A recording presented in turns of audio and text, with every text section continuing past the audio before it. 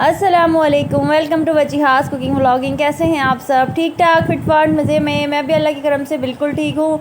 तो आज थी हमारे घर में एक छोटी सी दावत, और जो है ना उसकी कुछ झलकियाँ आपको यहाँ पे देखने को मिलेंगी। कुछ से मुराद जो कुछ रेसिपीज़ बनाई थी, कुछ तो रिकॉर्ड कर सकी और कुछ नहीं कर सकी, क्योंकि आपको पता ही है जिस दिन दावत होती है तो घर में कितना ज़्यादा काम होता है। स्टार्टिंग में जो आपने देखा वो मैं बना रही थी सीख कबाब। उसको मैरिनेट मैंने एक दिन पहले ही कर दिया था, और इसकी रेसिपी मैं ऑलरेडी अपने चैनल पर डाल चुकी हूँ, प्लीज़ उसको सर्च कर लीजिएगा। और यहाँ पे मैंने बनाई है रबड़ी खीर, और रबड़ी खीर बड़ी आसान सी रेसिपी होती है। ये मैंने 2.5 किलो दूध की नॉर्मल जैसे खीर चढ़ाते हैं वैसी बनाई थी। 2.5 किलो दूध में मैंने 2 मुट्ठी भर के ना चावल डाले थे, बस ये हिसाब था, बाकी चीनी अपने हिसाब से।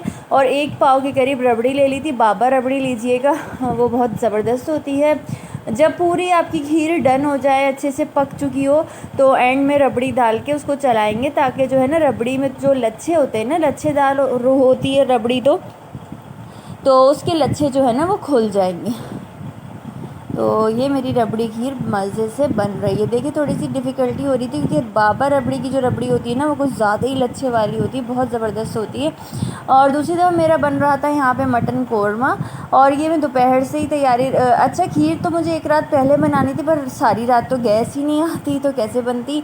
और यहाँ बन रहा है मटन कोरमा, और अभी ये सिर्फ इस तरह से चढ़ा हुआ है कि गोश्त को जैसे ना मसाला डाल के चढ़ा देते वैसे चढ़ाया है। और यहाँ पे लवाजमात रख के ये प्याज तल के निकाल ली थी मैंने कोरमे की, और जो है ना बादाम पिस्ते वगैरह काट के रखे हुए हैं। अच्छा, अब दोपहर में खीर बना रही थी, रात तक कैसे ठंडी हो, तो मैंने देखा ये जो पकवान वगैरह वाले होते हैं ना, वो इस तरह से खीर को ठंडा करते हैं। उनकी तो बल्क क्वांटिटी में होती है, वो कहाँ से फ्रिज वगैरह इतने बड़े बड़े लाएंगे।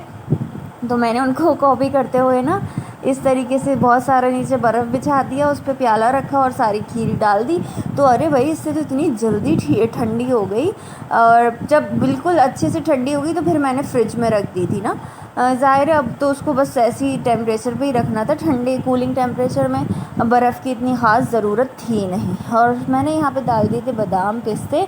2.5 किलो दूध था, 1 पाव वो थी रबड़ी थी, और मैंने ले लिया होगा आधा कप या 1 कप के करीब चीनी ना, क्योंकि रबड़ी भी मीठी थी, तो वो इतनी मीठी शदीद बनी नहीं थी, बहुत अच्छा बैलेंस मीठा था इसका। और यहाँ पे मैंने चांदी के वर्क भी लगाने की कोशिश की थी। अच्छा, मैं बहुत कम चांदी के वर्क यूज़ करती हूँ, तो 1 के बजाय 2 गिर गए थे, मुझे पता ही नहीं था इस पैकिंग में 2 हैं, तो वो बड़ी थोड़ी सी प्रॉब्लम हुई, लेकिन वो लग गया। अच्छा, मैं चाहती हूँ जो चांदी का वर्क लगे ना वो दूर दूर थोड़ी सी चांदनी दिखे। कुछ लोग तो पूरा एक स्क्वायर एक साथ ही लगा देते हैं, वो तो वेस्ट ही हो जाता है, क्योंकि जो लोग चबाते होंगे तो उसको साइड में ही कर देते होंगे ना। तो मैंने भी यहाँ पे वर्क अच्छे से लगाने की कोशिश कर दी। देखिए ये मैंने तोड़ दिया।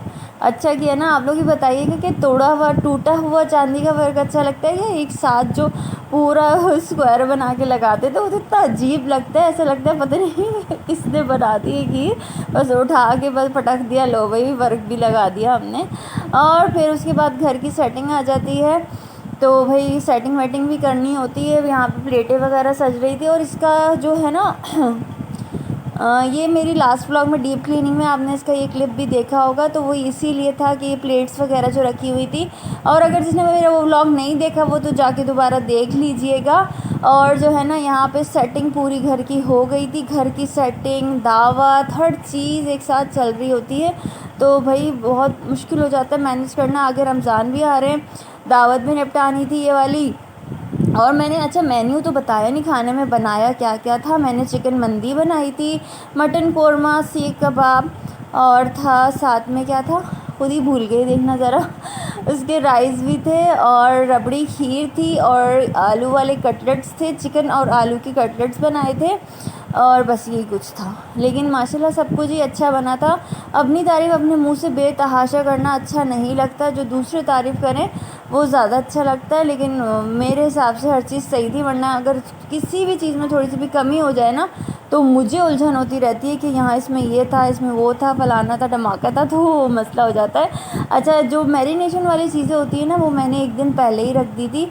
मतलब ये चिकन मंदी चिकन जो थी ना, ये मैंने एक दिन पहले ही दोपहर में मसाला लगा के कंटेनर में भर के रख दिया था। ये थी 2 किलो के करीब मैंने चिकन ली थी, बड़े वाले पीसेस ले लिए थे।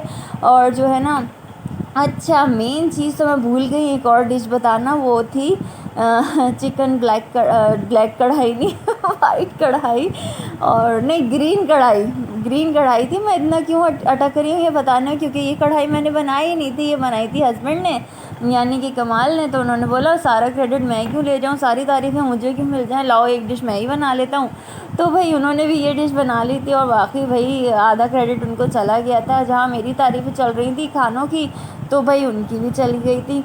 और अच्छी रेसिपी है, इन्होंने नोटबुक में अपने लिखी हुई है। और ये किचन का कबाड़ा देखने से ताल्लुक़ रखता है, इस वक्त इतना फैलता है।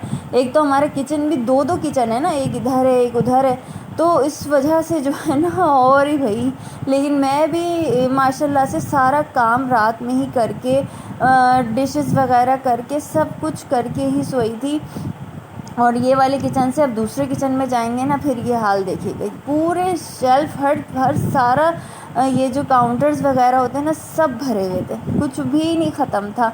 और जब बच्चों से बोलो ना जाके ज़रा किचन में बर्तन रख देना, तो वो तो इस तरीके से रखते हैं कि कोई एक जगह नहीं छोड़ते। व्लॉग अच्छा लगे तो लाइक करके जाइएगा, दुआ में याद रखिएगा। अल्लाह हाफ़िज़।